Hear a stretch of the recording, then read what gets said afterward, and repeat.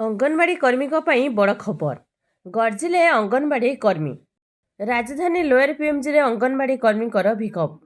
राजरास्ता को ओह्लाइले हजार हजार संख्यार अंगनवाड़ी कर्मी। तेबे 11 दफा दाबी पूरण पर ऋण हुंकार देइछंती अंगनवाड़ी कर्मी माने।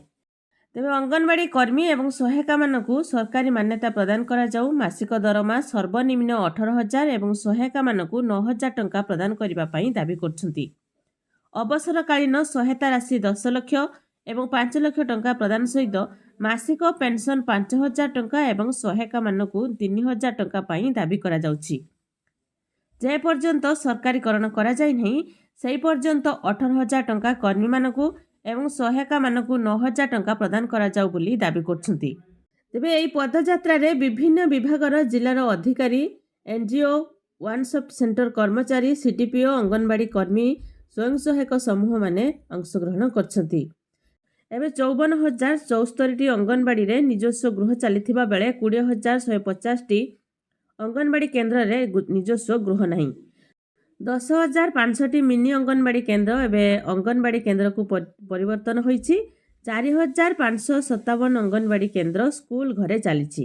आज भी 3,890 टी अंगनवाड़ी केन्द्र भड़ा घरे चलीछि। तेबे समस्त अंगनवाड़ी पाई निजस्व गृह हेबो बोली प्रतिश्रुति देइछंती उपमुख्यमंत्री प्रभाती परिडा।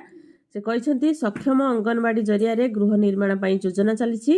जेउठी स्थान मिलिबो नाही पंचायत राज विभाग ठारू जागा किणी निर्माण हेबो। सेहिपरि कर्मजीवी महिला मानक सुविधा पाई पालन हेबो अंगनवाड़ी क्रेज। एही योजना आरंभ करा जायछि।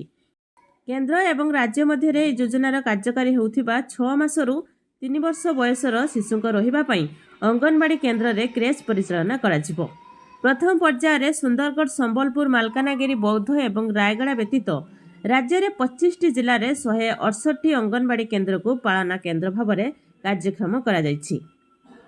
तेबे एही केन्द्र गुड़िकर शिशुंकर सुरक्षा, पुष्टिसार युक्त खाद्य, निरापद शोइबा व्यवस्था, स्वास्थ्य जांच एवं टीकाकरण सहायता समेत सेवा प्रदान कराजिबो।